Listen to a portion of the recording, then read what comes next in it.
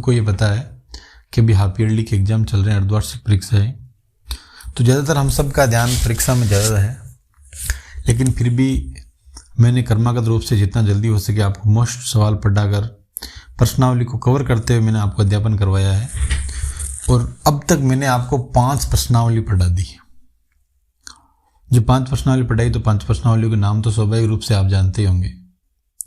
पहली प्रश्नावली वास्तविक संख्या है, फिर बहुपद आता है, फिर एक चर वाले रैखिक समीकरण आते हैं, द्विघात समीकरण आते हैं और समांतर श्रेणी। अब बात ये आती है कि मेरी ये हार्दिक इच्छा है कि अब हमने जो पढ़ा, चाहे वास्तविक संख्या पढ़ी हो,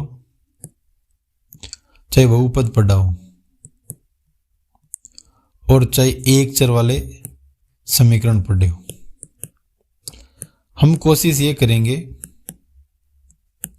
कि देखो पढ़ते तो हम हैं, कोई दिक्कत नहीं है, अच्छा पढ़ने का प्रयास करते हैं और अच्छा पढ़ते भी हैं, लेकिन आखिर इतना पढ़ने के बाद में हमें कितना आता है और कितने सवाल हम कर पाते हैं एग्जाम में, ये बहुत इंपॉर्टेंट होता है। तो मेरा प्रथम प्रयास रहेगा कि आपको इन प्रश्नावलियों का जो मैंने अब तक पढ़ाई है उनका मैं आपको रिवीजन कराऊं कर्मागत रूप से, और रिवीजन के बाद में फिर आप एक बार उनको अध्ययन करके चेक करो कि अपनी स्थिति क्या है, और उसके बाद में आप वापस अध्ययन करो।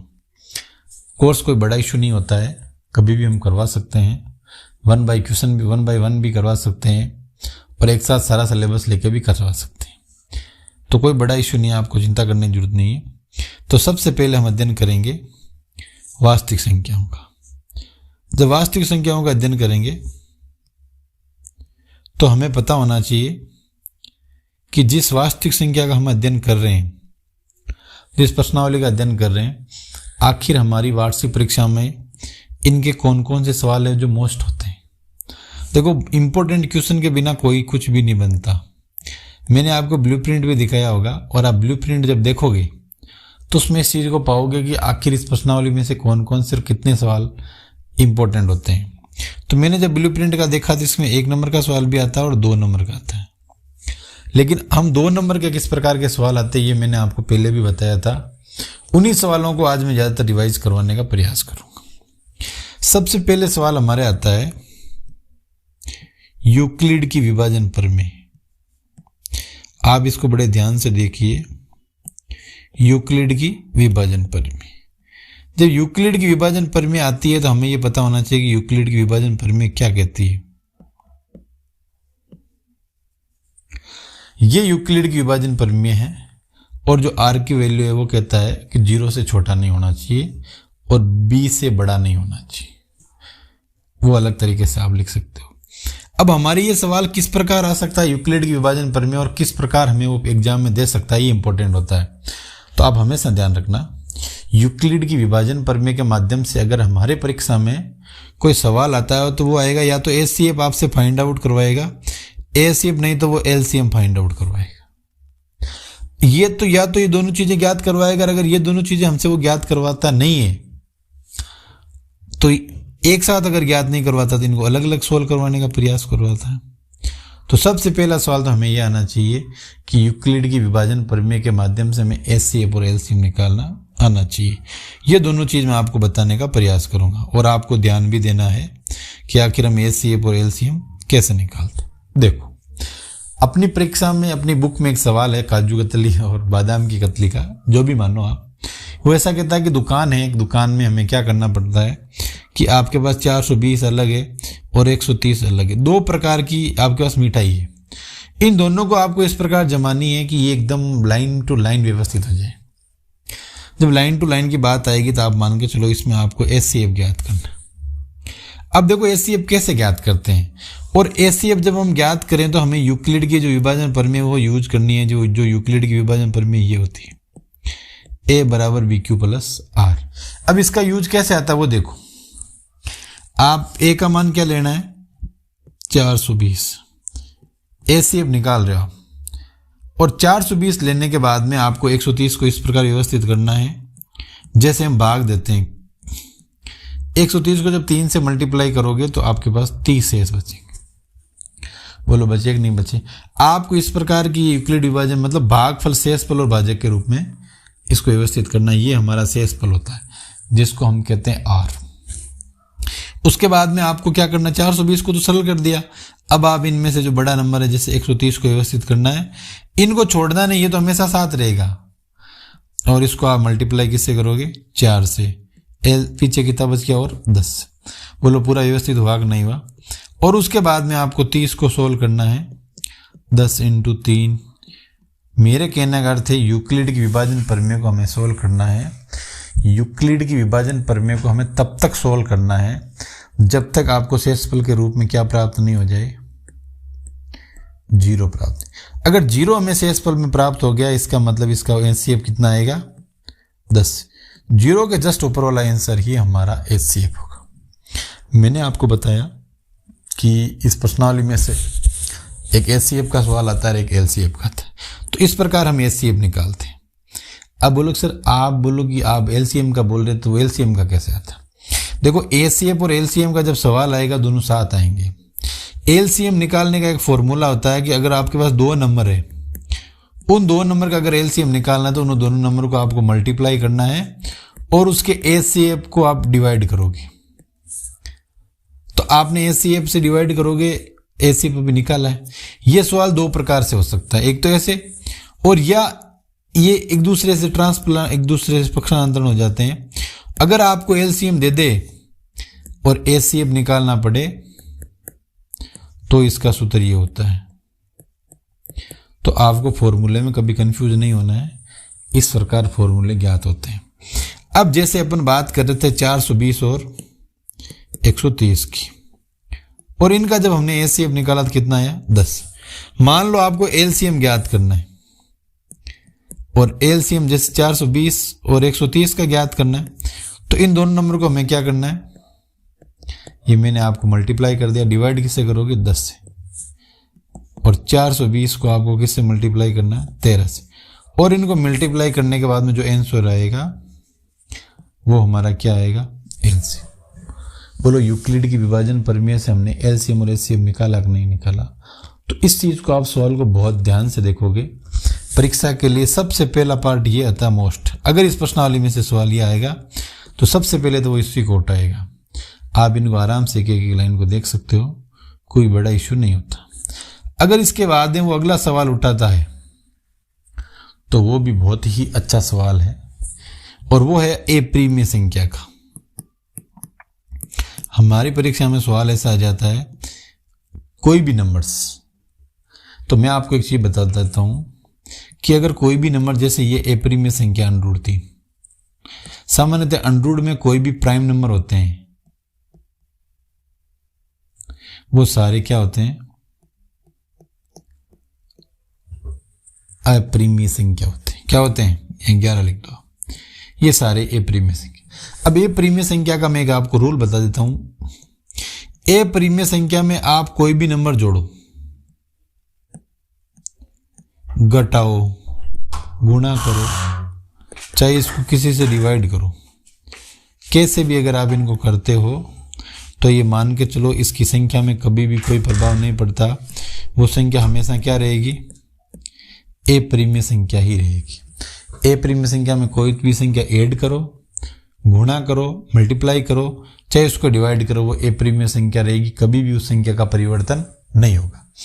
अब परीक्षा में हमारे जब भी सवाल आता है वो कैसे आता है, वो हमें ध्यान देना है। जैसे सवाल आता है कि 5 + √3 सिद्ध करो कि ये ए प्रीमिय संख्या है। देखो ध्यान से देखना इस सवाल को, ये कई बार आता है और हम गलत भी करते हैं। हर व्यक्ति का अपना करने का एक अलग पैटर्न है, हमें उस पैटर्न पर नहीं जाना है। हमें इसको व्यवहारिक रूप से समझकर कोशिश करनी है कि ये सवाल हमारा हो जाए। परीक्षा में ये आता है, कई बार आता है, इसको नकारा नहीं जा सकता कि इस अलग से, इसलिए इसको हम छोड़ नहीं सकते। बहुत अच्छा सवाल है। अब देखो इस सवाल को हम कैसे करते हैं कि जब भी हमें कोई क्वेश्चन देवे कि सबसे पहले तो हमें पता है कि भाई इसको क्या करना है, प्रूव करना है कि ए प्रीमिय संख्या। चलो ए कथन कंप्लीट। अब हमें इसको ए प्रीमिय संख्या तो प्रूव करना है, तो हम चाहे जैसे सोल्व करें। तो आपको क्या करना है, 5 + √3 को मानना है प्रीमिय संख्या। क्या मानना है, प्रीमिय संख्या मानना है। और प्रीमिय संख्या में Q1 ≠ 0 होता है।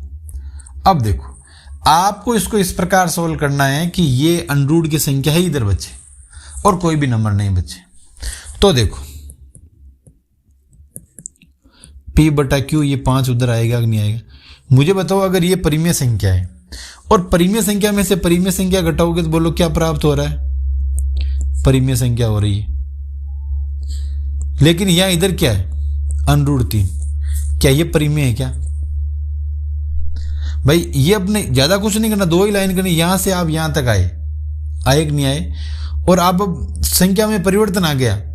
संख्या में परिवर्तन आने से क्या ये परिमेय संख्या बन गई क्या? नहीं। इस संख्या को इधर लाने के बाद में भी ये परिमेय संख्या है, लेकिन यह अनरूट 3 क्या है? अपरिमेय संख्या। क्या ये दोनों कथन एकदम बराबर है क्या? नहीं।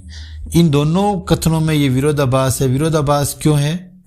देखो, पहले तो इसमें 5 एडिशन में थे, तब हम सोच सकते थे कि भाई कोई नंबर जुड़ने पर हो सकता है कुछ परिवर्तन हो जाए। लेकिन अब ये एडिशन से जो नंबर 3 को मैंने हटा दिया है, अब ओनली शुद्ध अपरिमेय संख्या हो गई। इसका मतलब ये अनरूट 3 अपरिमेय संख्या, ये क्या हो गई? परिमेय संख्या।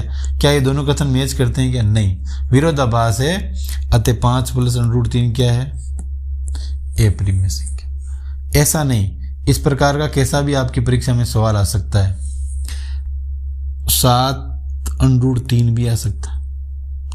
अगर इस प्रकार का सवाल आए तो आपको P बटा Q मानना है, और P बटा Q है परिमेय संख्या।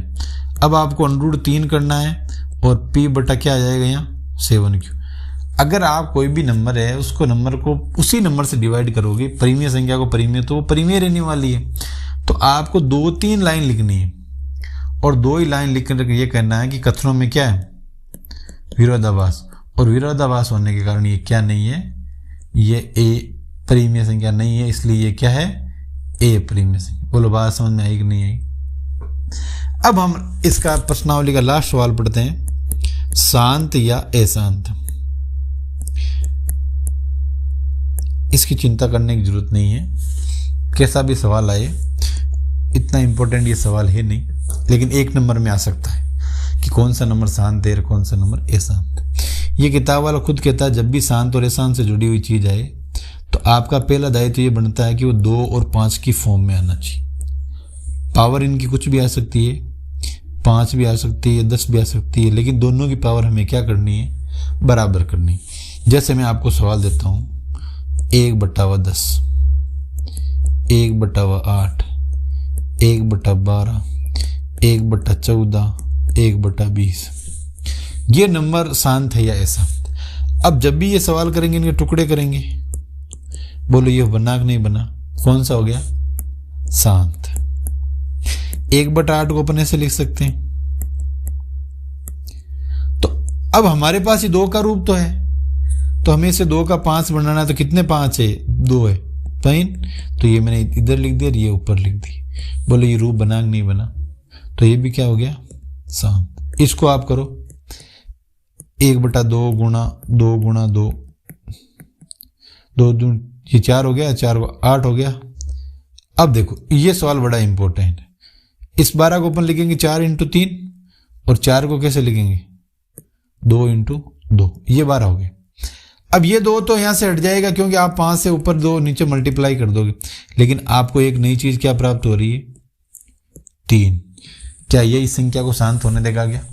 ये संख्या को कभी भी शांत नहीं होने देगा।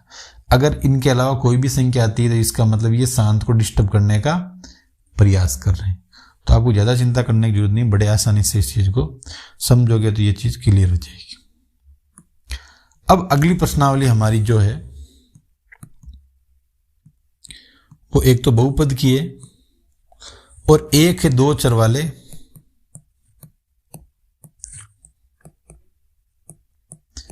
रेखिक समीकरण। 2 चर वाले रेखिक समीकरण। अब इनको हम सरल करने का प्रयास कर रहे हैं। सबसे पहले जब बहुपद की बात आ रही है तो बहुपद का आप सामान्य अर्थ समझ रहे हो कि ऐसा समीकरण जिसमें 1 से अधिक पद हो। पद चाहे कैसे भी हो, लेकिन 1 से अधिक हो, वो क्या कहलाता है? बहुपद कहलाता है।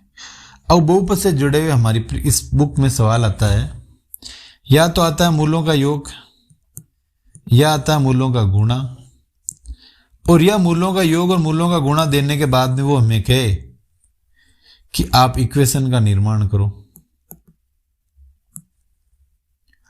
और अगर ये दोनों सवाल नहीं आए तो फिर तीसरा सवाल बनता है, इनके गुणनखंड ज्ञात करने के लिए डिवाइड मेथड आता है। एक क्या आता है? डिवाइड मेथड से हमें वो कोई क्वेश्चन को सॉल्व कराने का प्रयास करता है। अब तक जो ज़्यादातर सवाल है वो यहीं तक सीमित रहे। अब की बार जब ये डिवाइड मेथड का सवाल आने का चांस आपके रहेगा।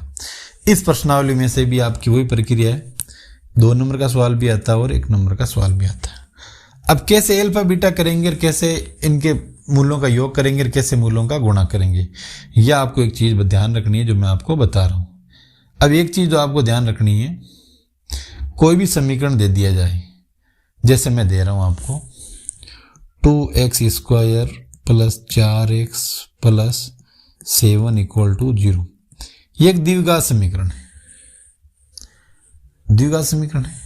अब द्विघात समीकरण में आपको जब मूलों का योग ज्ञात करना है तो एक समीकरण जो मैं लिख रहा हूं आपको उसकी तुलना करनी, ax² plus bx plus c equal to 0। जब भी आप सवाल करो इस समीकरण से आपको कंपैरिजन करनी पड़ेगी, और कंपैरिजन कर या तुलनात्मक अध्ययन करके इनका a का मान और b का मान निकालोगे और c का मान निकालोगे। तो ये क्या कहता है, अगर मूलों का योग की बात होती है तो उसका सूत्र आता है माइनस b बटा हुआ a, b का मान ये हो गया, a का मान ये। और जब मूलों के गुणा की बात आती है तो उत्तर क्या आता है, c बटा हुआ a। तो अब इन दोनों समीकरणों को आप इससे तुलना करो, यहाँ a है तो यहाँ a की जगह कितना है 2, यहाँ b है तो यहाँ b की जगह कितना है, और यहाँ c है तो c की जगह कितना आ गया। बोलो बात समझ में आएगी नहीं। अब आपको लिखना है मूलों का योग। ये मूलों का योग का सूत्र है और इसका होता माइनस का b बटा हुआ a। तो b का मान कितना है 4 और a का मान कितना है 2 और ये माइनस। लेकिन अगर पर्सन हमारे पास ये नहीं आकर ये आता है 2x² माइनस 4x प्लस है, और इसका जब आप मूलों का योग याद करोगे तो उसका सूत्र होता है माइनस का b अपॉन a। बोलो b का मान कितना है -4, a का मान कितना है 2, और इसमें पहले से भी हमारे पास क्या है माइनस। तो बताओ माइनस और माइनस जब आप इन दोनों को सोल्व करोगे तो क्या आएगा, प्लस के 4 बटा 2। बोलो बात समझ में आई कि नहीं आई। ये मूलों का योग और मूलों के गुणा का सूत्र आपके बनता है। कई बार ये परीक्षा में आता है कि दिए समीकरण के मूलों का योग ज्ञात करो और मूलों के गुणा ज्ञात करो। दिया हुआ कौन सा गुणनखंड इसका शून्य है या नहीं, कई बार इस प्रकार के सवाल भी आते हैं। और दूसरा सवाल ये बनता है कि मूलों का योग और मूलों का जब आपको गुणा दिया जाए तब आपको इक्वेशन का निर्माण करना है। ये आपको बहुत चीज ध्यान रखनी है। तो जब भी इक्वेशन का निर्माण करना है तो आपको उसी तरीके से काम करना है जैसे आपने किया। इस समीकरण को आप आधार मानोगे। जब भी आपको करना है ये समीकरण हमारे लिए वेरी वेरी इंपॉर्टेंट रहेगा। अगर वो बोलता है मूलों का योग 2 और मूलों का गुणा 3, तो आपको कुछ भी नहीं करना, यह सीधा सीधा मान लिख देना है x² माइनस 2x प्लस 3 बराबर 0। लेकिन वो अगर कहे 2/3 और 3/4 तो हमारे लिए बड़ी थोड़ी समस्या बनेगी। इसको हमें ध्यान देना है। ये सवाल हमारे लिए समस्या कैसे बनेगा कि x² माइनस 2/3 x और प्लस 3/4। अब हमें नीचे कुछ नहीं होना चाहिए, जो बटावा के नंबर से उनको हटाना है। तो या तो आप एलसीएम ले लो और या इनको आपस में क्रॉस मल्टीप्लाई। आप इसको देखोगे तो इसका एलसीएम कितना आएगा, कितना आएगा 12। तो आप इसके नीचे एक इसको आप मल्टीप्लाई करोगे तो 12x² माइनस हो जाएगा 8x और प्लस के 9 इक्वल टू 0। अब ये 12 इधर क्रॉस मल्टीप्लाई होने पर 0 हो जाएगा और 12x² minus 8x plus 9 equal to 0। ये हमारा आंसर आ जाएगा। इस चीज को आप ध्यान रखना, जब बट्टावा में उतर आए तो हमें क्या करना है। लेकिन सवाल एक और बनता है कि हमें क्या करना है। देखो अगर यहां पर माइनस आ जाता है और यह माइनस ऑलरेडी है तो अब ये माइनस का क्या हो जाएगा प्लस, यहां पर भी क्या आ गया प्लस। ये कुछ छोटी छोटी चीजें जो हमें याद रखना आवश्यक होता है। अगर ये याद नहीं रखेंगे तो हमारा सवाल कभी भी ऐसे होगा नहीं। तो इन चीजों का हमें ध्यान रखना है। और दूसरी और इंपॉर्टेंट चीज होती है भागफल विधि। और इस विधि को मैंने देखा है जब मैं पढ़ाता हूं 90% बच्चे गलत करते हैं, 90%। अब बात ही आती है कि बच्चे गलत क्यों करते हैं। ये हमें भी पता है गलत करते हैं, लेकिन आखिर इसका समाधान क्या होगा। और जब बच्चे गलत करते हैं तो क्यों करते हैं, आखिर ऐसा क्या किया जाए कि बच्चे गलत करना बंद कर दें। देखो, जब बच्चों को इसकी गलती से दूर हटना है तो उनका प्रथम कर्तव्य ये बनता है कि आप सवाल को ढंग से देखो। जैसे मान लो सवाल ये आ गया और इसमें आपको भाग देना इसका सवाल ही। अब ये सवाल जैसे मैंने x+7 लिखा है ना, तो ये सवाल ऐसे भी आ सकता है और हम इससे डिवाइड कर रहे नहीं। आपको थोड़ा सा माइंड लिखकर x के पावर मान को पहले लेके आना है, और अगर सवाल ऐसे आता है तो उसमें सबसे बड़ी जो घात होती है उसको आपको आगे लेकर आना है। चाहे चिन्ह आए, चिन्ह का कोई बड़ा इफेक्ट नहीं पड़ता। ये चीज आपको हमेशा ध्यान रखनी है कि हमें इसको इस प्रकार व्यवस्थित करना है। दूसरा हमारा जो मुख्य उद्देश्य रहेगा वो ध्यान रखना, जब डिवाइड करेंगे तो आप देखो इसका प्रथम पद क्या है, 2x²। तो आपको इसी तक ही सीमित चलना है। आपका प्राथमिक कर्तव्य ये रहेगा कि 2x² को डिलीट करना। आपको कैसे भी करो, अगर आप 2x² को डिलीट कर गए तो उसके बाद में जो आगे नंबर्स आएंगे स्टेप बाय स्टेप चलते रहेंगे, आप उनको डिवाइड करते रहोगे। अब कहोगे सर आखिर कैसे करते हैं इस सवाल को, तो मैं आपको ये बता सकता हूँ और इसको हमें थोड़ा सा ध्यान देना, ज़्यादा चिंता करने की जरूरत नहीं, समझ में आ जाएगा। जैसे 2x² + 4x + 10, इसमें डिवाइड करना आपको x + 4 को। क्लियर चीज। अब इसको जब हमें डिवाइड करना तो इसको इससे डिवाइड करना है, बाकी नंबर होते रहेंगे, आपको कोई चिंता करने की जरूरत नहीं। आप तो बस उसको शांति से देखते रहो कि आखिर इसको करे कैसे।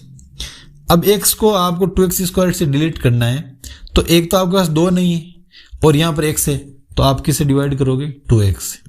जो 2x से आप मल्टीप्लाई करो तो यहाँ कितना आ गया, 2x², और इन दोनों को गुणा करोगे कितना आ जाएगा, 8x।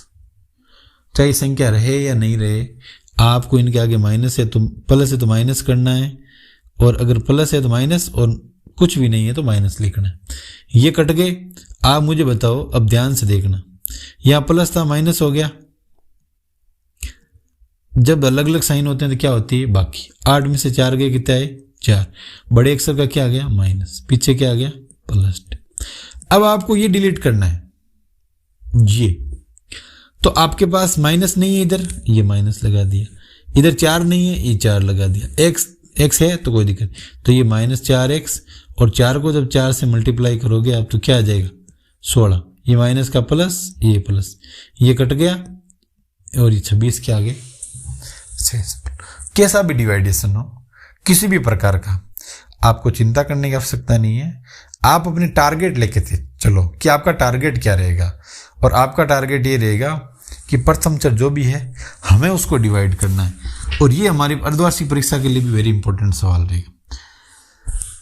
अब अर्धवार्षिक के लिए जो सबसे इंपॉर्टेंट ये रहता है कि मान लो कि सवाल के 2x³ + 4x² + 3x + 7, 3x + 7, इसको डिवाइड करना है।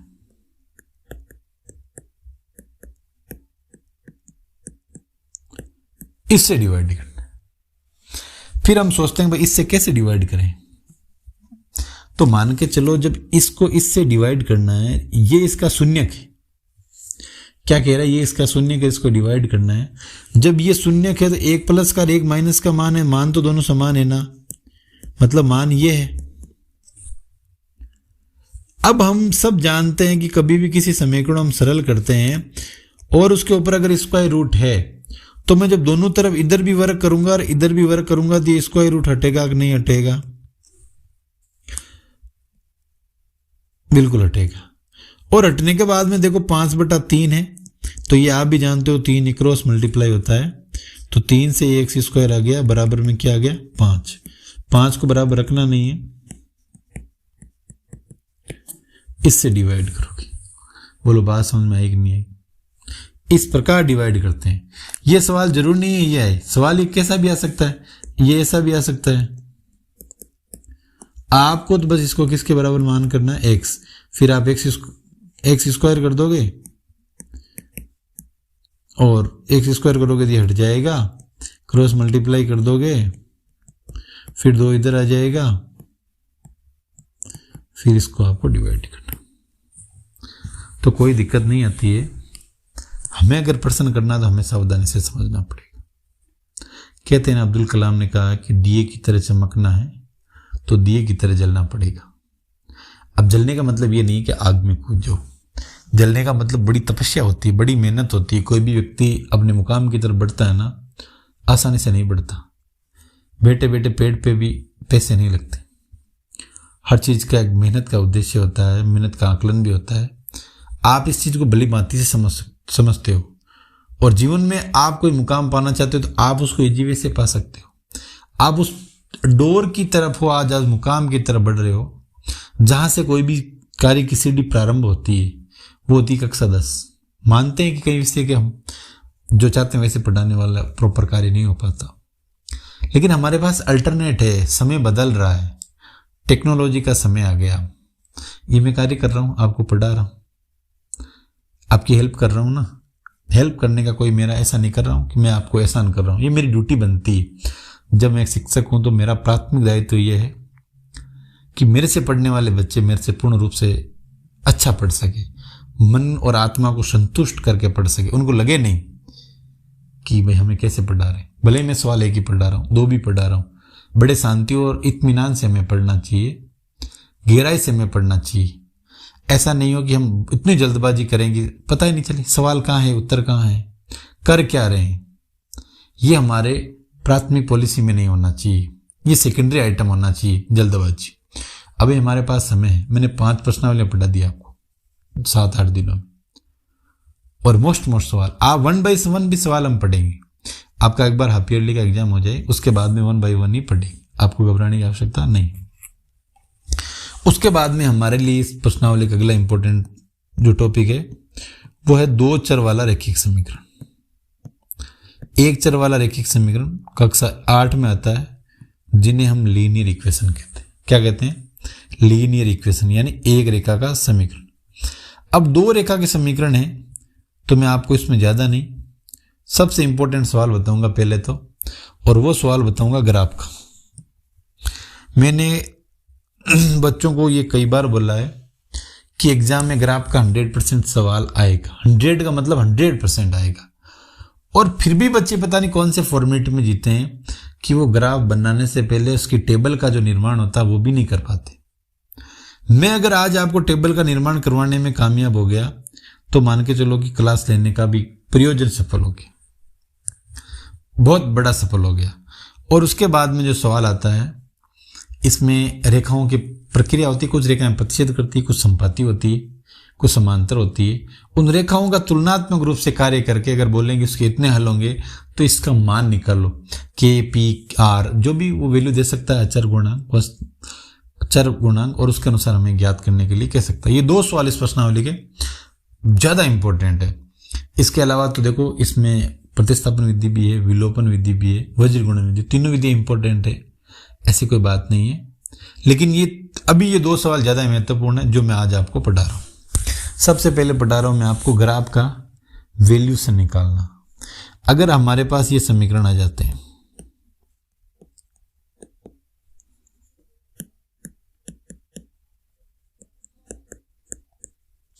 ये 2 समीकरण है, और इन 2 इक्वेशन को देखकर हमें क्या करना है, ग्राफ का निर्माण करना है।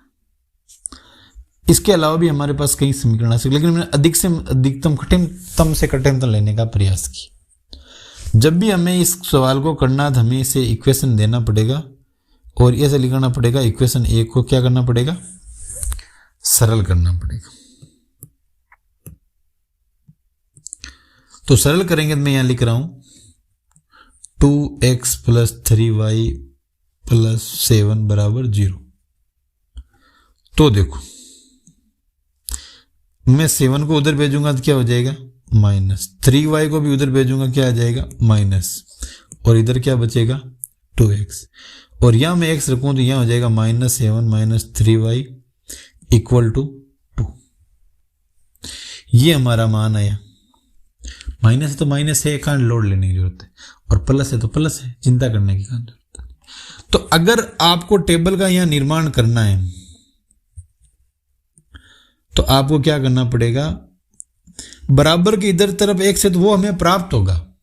समीकरण के अंदर जो वैल्यू आती है, अगर यहाँ y आता है तो y का मान रखना पड़ेगा, और यहाँ x आता है तो x का मान रखना पड़ेगा। और सबसे पहले मैं y का मान रख रहा हूँ 1, तो -7 -3, और यहाँ मैं y की जगह 1 रख रहा हूँ और अपॉन 2। बोलो -7 और -3 कितने, -10, 1.5 से डिवाइड किया कितना आया, ये -5 आया कि नहीं आया।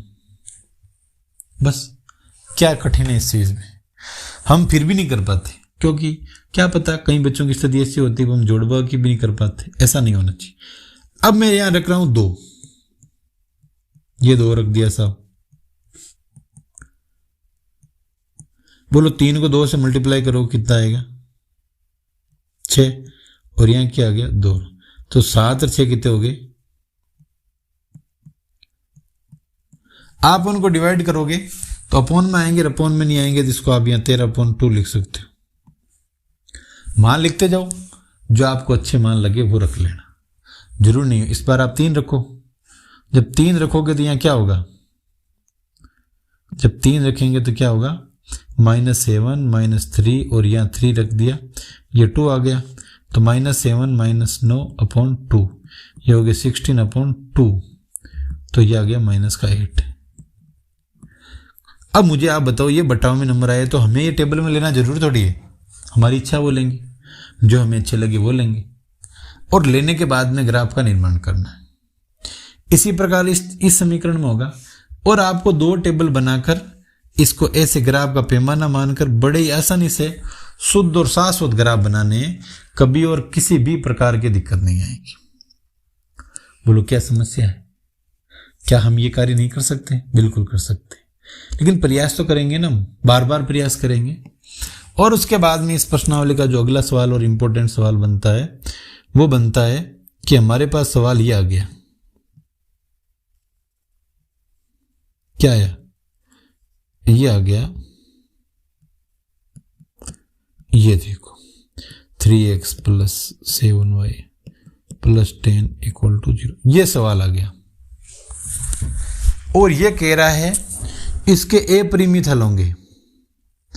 अब आपको हमेशा ध्यान रखना है, आपकी बुक में लिखा हुआ भी है कि अगर कोई भी समीकरण होते हैं इस प्रकार, हम उसको लिखते हैं a1x + b1y + c1, a2x + b2y + c2 = 0। ये समीकरण है। अगर मान के चलो a1/a2 is not equal to b1/b2, ऐसी स्थिति आती है तो रेखाएं क्या होगी, एक दूसरे को प्रतिच्छेद करेगी। क्या करेगी? प्रतिच्छेद क्यों करेगी? क्योंकि ये दोनों एक दूसरे से बराबर नहीं। लेकिन मान के चलो हम सोल्व कर रहे हैं, ये दोनों बराबर आ गया, लेकिन ये तीसरा c1/c2 नहीं आया, तो ये होगी समांतर रेखाएं। क्या होगी? समांतर। और तीसरी और इंपॉर्टेंट कंडीशन ये आ गई कि a1/a2 b1/b2 = c1/c2, तीनों बराबर आ जाए तो रेखाएं कैसी होगी? समपाती। और इनके हल कैसे होंगे? अपरिमित। परीक्षा में ये सवाल आता है, अगर ये दोनों रेखाएं समपाती है और इनके अपरिमित हल है तो k का मान ज्ञात करो। तो हमें करना 2/3 = k/7 = 6/10। ये अपन एक उदाहरण के रूप में देख रहे हैं। आप कह दो भाई इसके उत्तर k के मान 2 कैसे आ रहे, वो स्थिति नहीं रहेगी। एक व्यवहारिक रूप से हम समझने का प्रयास करें। अब हमें k का मान निकालना था, आप इन दोनों को ले लो। तो 2/3 = k/7, ये 7 इससे मल्टीप्लाई हो जाएगा 14/3। बोलो k का मान कितना आया? यह है। इस प्रकार हम इस प्रश्नावली के इंपॉर्टेंट सवाल करेंगे, और भी इंपॉर्टेंट बनते हैं सवाल, हम अध्ययन करेंगे जब भी समय मिलेगा। आज मैंने आपके 1 से 3 प्रश्नावली इंपॉर्टेंट जो भी है मैंने करवाया है रिवीजन। कल रिवीजन में और अर्धवार्षिक परीक्षा के लिए जो मोस्ट सवाल है 4 और 5 पढ़ेंगे, फिर 6ठी प्रश्नावली वापस पढ़ेंगे, फिर 7, 8, इस प्रकार हम पढ़ते चलेंगे। थैंक यू सो मच, धन्यवाद। जुड़े रहिए, लगातार जुड़े रहिए ना।